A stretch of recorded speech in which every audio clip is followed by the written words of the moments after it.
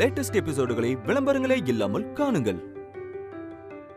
சாரா எனக்கு ரொம்ப வருஷமா தெரியும். இவர் என்கிட்ட ஒரு பேக் நிறைய பணத்தை கொடுத்து ரைட் நடக்கும்போது கேப்ல யாருக்கும் தெரியாம அந்த வீட்டில் ஏதாவது ஒரு ரூம்ல வச்சிட சொன்னார்.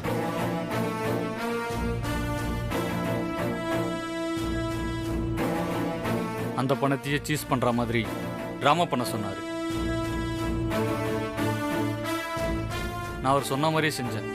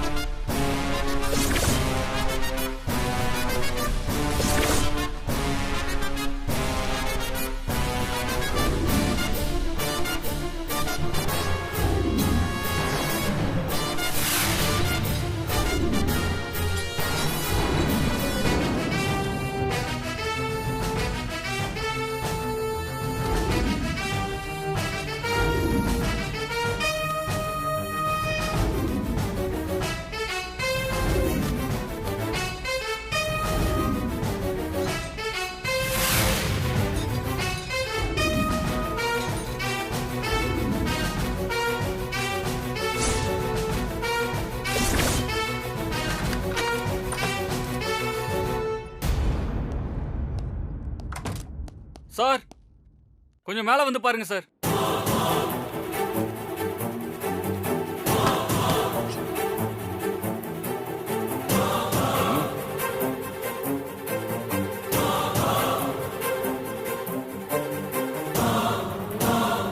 நான் ரிட்டையர்ட் ஆகிறதுக்குள்ள எஸ்ஐ ஆகணுங்கிறது தான் என்னோட கனவு. சார் அதுக்கு வழி பண்றேன்னு சொன்னாரு. பதவிக்கு ஆசைப்பட்டு நான் இப்படி ஒரு கேவலமான வேலையை செஞ்சுட்டேன். என்ன மன்னிச்சிருங்க. இல்ல சார், இவன் போய் சொல்றான். இவனை நம்பாதீங்க. டேய், இவங்க என்ன இந்த மாதிரிலாம் பேச சொல்லி கூட்டிட்டு வந்தாங்களா? உன்கிட்ட நான் பணம் கொடுத்ததுக்கு என்னடா ஆதாரம் இருக்கு? ஆதாரம் இருக்கு சார். இந்த ஆள் இவர்கிட்ட பணம் கொடுத்தது, இவர்கிட்ட போன்ல பேசினது, எல்லாத்துக்குமே ஆதாரம் இருக்கு. அது மட்டும் இல்ல சார், நீங்க சீஸ் பண்ண பணம் எந்த பேங்க்ல இருந்து எப்போ யார் எடுத்தாங்கன்னு அதோட சீரியல் நம்பரை வச்சு நாங்க கண்டுபிடிச்சிருக்கோம். அதோட ஆதாரமும் எங்ககிட்ட இருக்கு. என்ன சத்தியமூர்த்தி சார், யார் உங்களுக்கு இப்படி ஒரு பேர் வச்சது? பாவம், அவங்களுக்கு என்ன தெரியும் உங்க பேருக்கும் செயலுக்கும் சம்பந்தமே இல்லாம நீங்க வளருவீங்கன்னு. நீங்க இவ்வளவு கேவலமான ஒரு வேலையை செஞ்சிருப்பீங்கன்னு சத்தியமா நாங்க நினைக்கவே இல்லை சார். ஏன் சார் இப்படி எல்லாம் பண்ணீங்க? உங்களால நம்ம டிபார்ட்மெண்ட்டுக்கே எவ்வளவு பெரிய கெட்ட பேரு தெரியுமா? உங்கள மாதிரி எங்கேயோ ஒரு அதிகாரி செய்யற தப்பால தான் மொத்த சிஸ்டத்தையும் பப்ளிக் சந்தேகப்படுறாங்க. என்ன சொன்னீங்க? நீங்க என் அத்தைய ஜெயிலுக்கு அனுப்புறீங்களா? இப்போ நீங்க தான் ஜெயிலுக்கு போக போறீங்க. இந்த மாதிரி கேஸுக்கு என்ன தண்டனை தெரியுமா? இப்பதான் கேள்விப்பட்டேன். வாழ்நாள் முழுக்க களிதான். வீட்ல இருந்து வரும்போது என் அத்தைய பார்த்து என்னமோ சொன்னீங்களே, எதுவும் சட்டுன்னு ஞாபகம் வர மாட்டேங்குது. நேர்மைங்கிறது வார்த்தையில இருக்கக்கூடாது, வாழ்க்கையில இருக்கணும் மேடம்.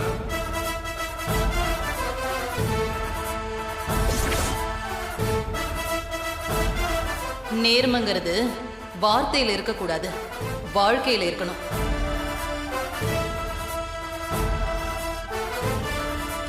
சாரி மேடம், நாங்க இதை எதிர்பார்க்கவே இல்லை. என் அத்தைய அவமானப்படுத்தும் போது மீடியாவை கூப்பிட்டு அவமானப்படுத்தினீங்க. இப்போ உங்க ஆளு தப்பு செஞ்சிருக்காருன்னு தெரிஞ்சதும் ரூம்குள்ள வச்சு மன்னிப்பு கேக்குறீங்களா? மீடியா வெளியில தான் இருக்கு, அங்க வந்து அவங்க முன்னாடி மன்னிப்பு கேளுங்க. இதுல யார் யாரு சம்பந்தப்பட்டிருக்காங்களோ அத்தனை பேருக்கும் தண்டனை கிடைக்கணும்.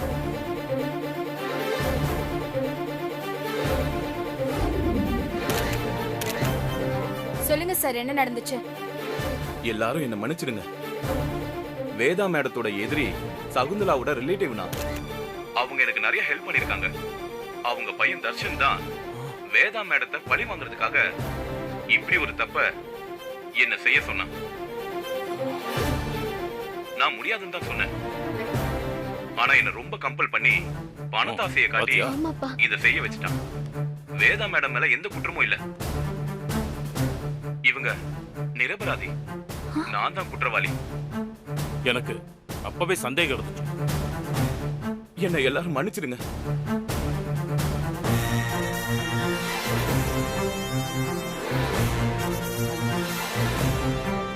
நான் உங்க எல்லாருக்கும் ஒண்ணு கேட்டுக்கிறேன். என் அத்தனை இல்ல, பொதுவா யார் மேல எந்த குற்றச்சாட்டு வந்தாலும் உடனே அவங்க குற்றவாளின்னு நீங்களே முடிவு பண்ணாம குற்றம் நிரூபணம் ஆகுற வரைக்கும் கொஞ்சம் வெயிட் பண்ணுங்க. உங்க இஷ்டத்துக்கு வார்த்தையா அள்ளி வீசாதீங்க.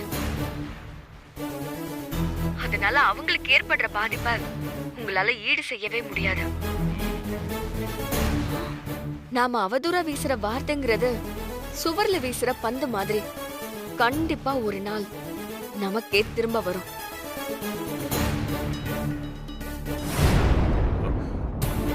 அப்பா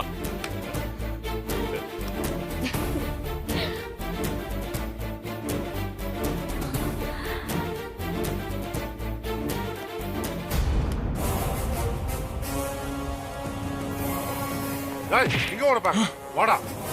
டேய் நில்றா. எங்க ஓட பாக்க? நட. வாடா.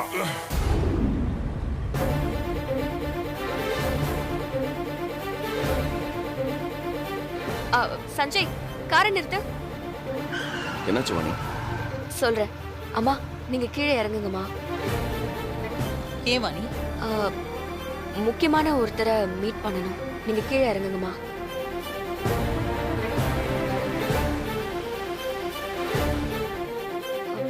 வாங்கம்மா. யோ, அந்த அம்மா வந்துட்டாங்க. போலாம் வா. நான் கிளம்புறேன்.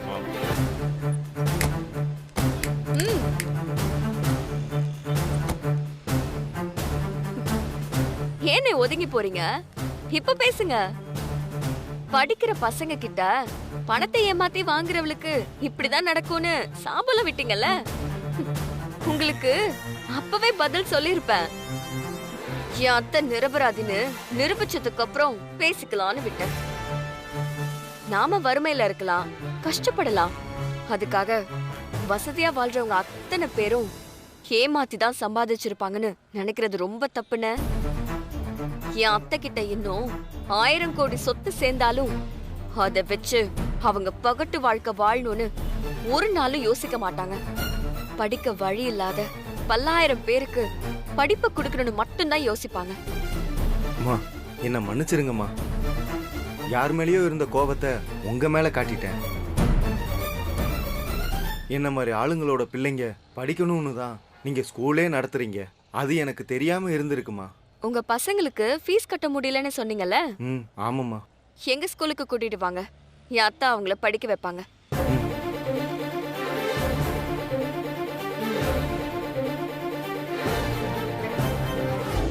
Okay sir. வேதாக்கு அந்த விருதை திரும்ப தராங்களா? வேதா, இதோ வந்துட்டாங்களே. அம்மா, நீ நிரபராதின்னு நிரூபிச்சிட்ட. வாணி, ரொம்ப சந்தோஷமா இருக்கு. வாணி, நீ கலக்கிட்டம்மா. வாணி, நீ வேதாக்கு செஞ்சு கொடுத்த சத்தியத்தை காப்பாத்திட்டம்மா. இந்த குடும்பம் எப்பவும் இத மறக்காது. வேதா, நீ நிரபராதின்னு நிரூபிச்ச அடுத்த நிமிஷம் ஆபீசர்ஸ் ஃபோன் பண்ணி அந்த விருதை உனக்கு திரும்பவும் கொடுக்கறதா அறிவிச்சிருக்காங்க. நாளைக்கு அந்த அவார்ட் ஃபங்க்ஷனுக்கு வர சொல்லி உனக்கு அழைப்பும் கொடுத்திருக்காங்க.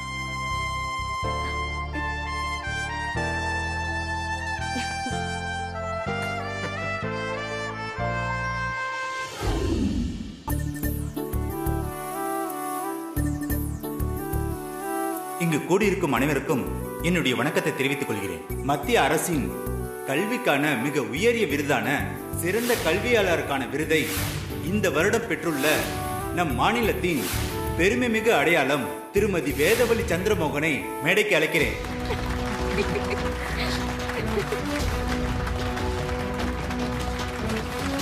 வணக்கம். வணக்கம் மேடம். வணக்கம். வணக்கம். வாங்க. இந்தாங்க சார். குடும்பம். Congrats madam. Thank you. Thank you sir.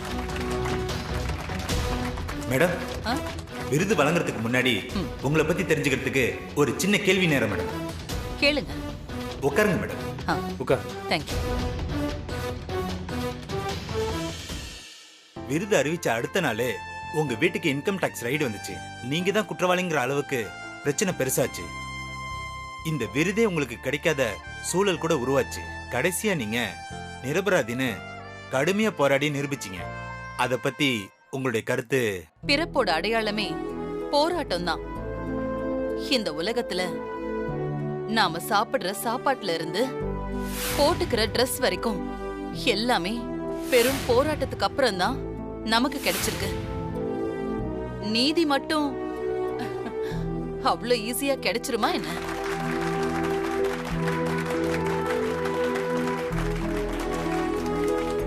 இவ்வளவு பெரிய பிரச்சனைய இவ்வளவு ஈஸியா எப்படி மேடம் ஹேண்டில் பண்ணீங்க? பழகிடுச்சு சார்.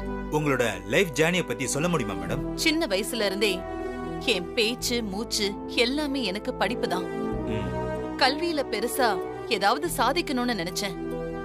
நான் படிச்ச படிப்பு ஒரு கிராமத்துக்குள்ளேயே முடங்கி போயிடக்கூடாதுன்னு என் மாமனார் கிட்ட சண்டை போட்டு கையில 10 ரூபாய் கூட பணம் இல்லாம ஒருத்தவங்களோட உதவியோட நான் கிராமத்துல இருந்து சென்னைக்கு வந்தேன்.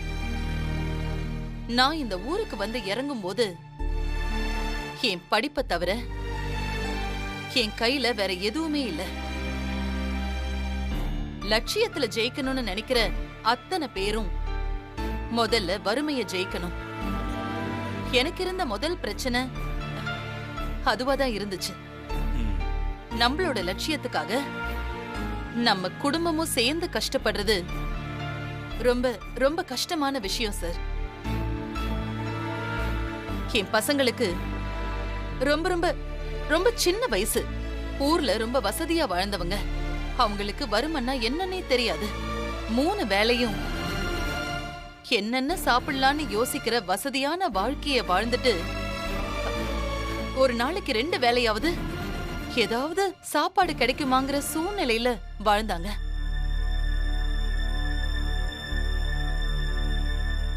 எனக்காக அவங்க எல்லா கஷ்டங்களையும் பொறுத்துக்கிட்டாங்க. மூடுற நிலைமையில இருந்த ஒரு ஸ்கூலை எடுத்து நடத்த வேண்டிய வாய்ப்பு எனக்கு கிடைச்சது. அதுதான் என்னோட வாழ்க்கையோட ஆரம்பம். ராத்திரி பகலா உழைச்சு 100% ரிசல்ட் கொடுத்தேன். ஒரே ஒரு வருஷத்துல என் ஸ்கூலை பத்தி சென்னை முழுக்க பேச ஆரம்பிச்சாங்க. அதுக்கப்புறம் வாழ்க்கை அதுவே என்ன கூட்டிட்டு போயிடுச்சு. தரமான கல்விய ஏழைங்களுக்கு இலவசமா கொடுக்கணும்னு நான் நினைச்சேன். வசதியானவங்க கொடுக்கிற ஃபீஸ்ல கிடைக்கிற வருமானத்தை அப்படியே ஏழை பசங்க படிப்புக்காக செலவு பண்ண.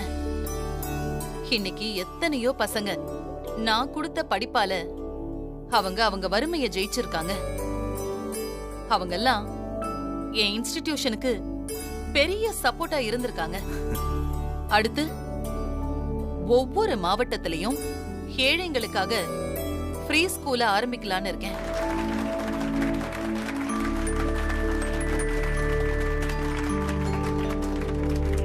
Super madam.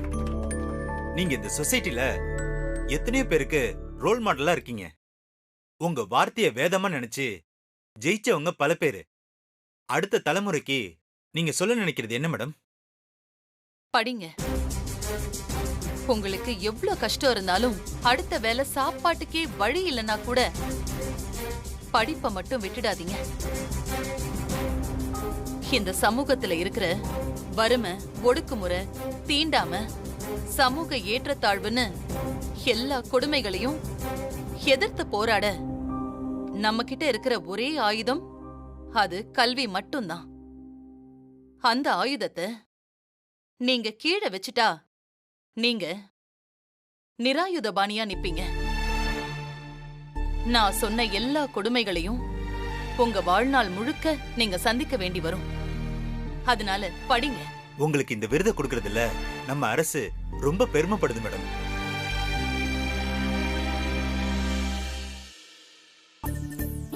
வேதா கல்வி குழுமத்தின் தலைவர் திருமதி வேதவழி சந்திரமோகனுக்கு இந்த ஆண்டுக்கான சிறந்த கல்வியாளர் விருதை வழங்க மத்திய கல்வித்துறை அமைச்சர் மாண்புமிகு தாமோதர தாஸ் அவர்களை மேடைக்கு அழைக்கிறேன்.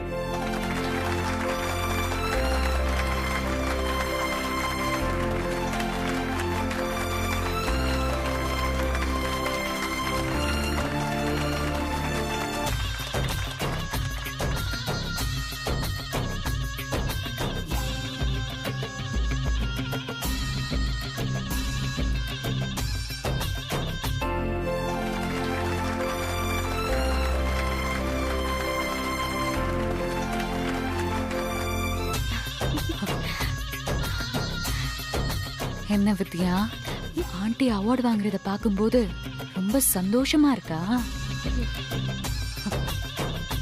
நீயே மேடையில ஏறி அவார்டு வாங்குற மாதிரி ஃபீல் ஆகுமே. ஆண்டி பேசுறதுல ஒரு விஷயத்தை கவனிச்சியா? அவங்க திரும்ப திரும்ப படிப்பை பத்தி மட்டும்தான் பேசிட்டு இருக்காங்க. அவங்களுக்கு படிப்பு தான் எல்லாமே. படிக்காதவங்களை கண்டா சுத்தமா பிடிக்காது. அதுலயும் தான் மருமக படிக்காதவ, அத மறைச்சு இத்தனை நாள் நம்மள ஏமாத்தி நம்பிக்கை துரோகம் பண்ணிருக்கான்னு தெரிஞ்சா என்ன செய்வாங்க?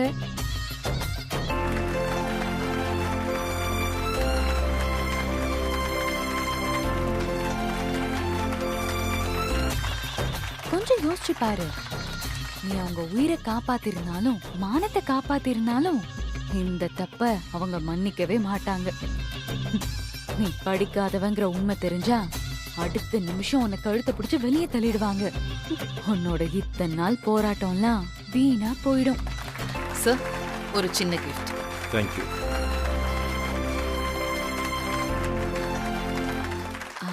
உனக்கு இது தெரியும், நீ மறந்திருக்க சான்ஸ் இருக்குல்ல, அதான் ஞாபகப்படுத்தி விட்டேன்.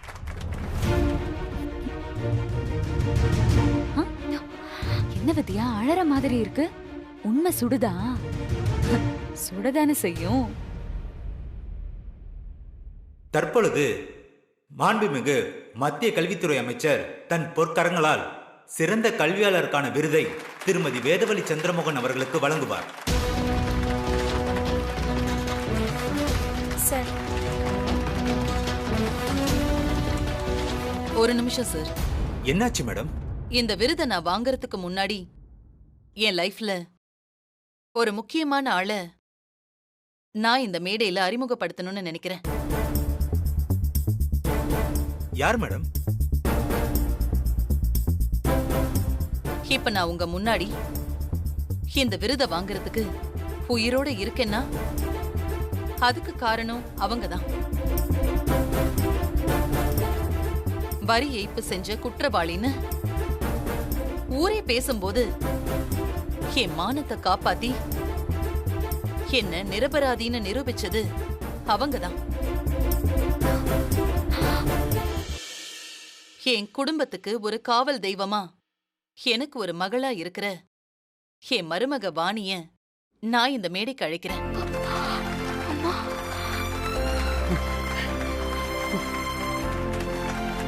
வாணி, மேடைக்கு வா. போமா.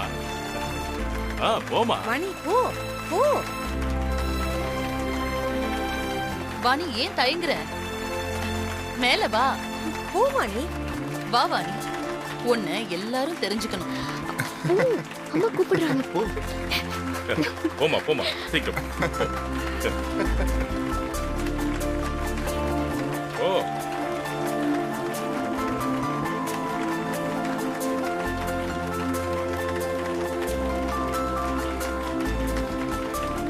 வா.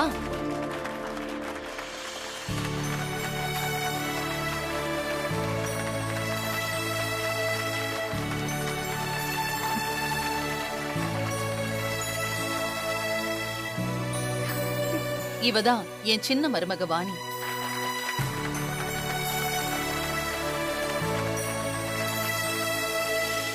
இவ எங்க குடும்பத்துக்கு வந்து நிறைய கஷ்டங்களை சந்திச்சிருக்கா. இவ எனக்கு தகுதி இல்லாத ஒரு மருமகளா இருப்பாளோன்னு நானே யோசிச்சிருக்கேன். ஆனா இன்னைக்கு இவளை விட ஒரு பெஸ்டான மருமக எனக்கு கிடைக்க மாட்டான்னு நிரூபிச்சிட்டா.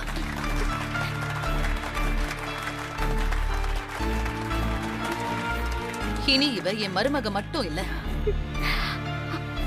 என்னோட வாரிசு.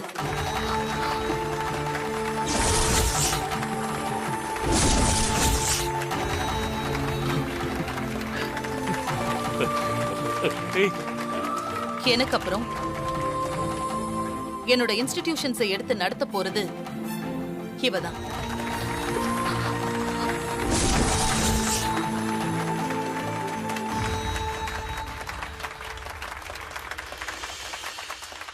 என் லட்சியத்தோட தொடர்ச்சியா இவ இருப்பா. என் கூட இருக்கிறவங்க எல்லாரும் என்ன நினைச்சு பெருமையா இருக்குன்னு சொல்லுவாங்க. ஆனா எனக்கு என் மருமக வாணிய நினைச்சா ரொம்ப பெருமையா இருக்கு.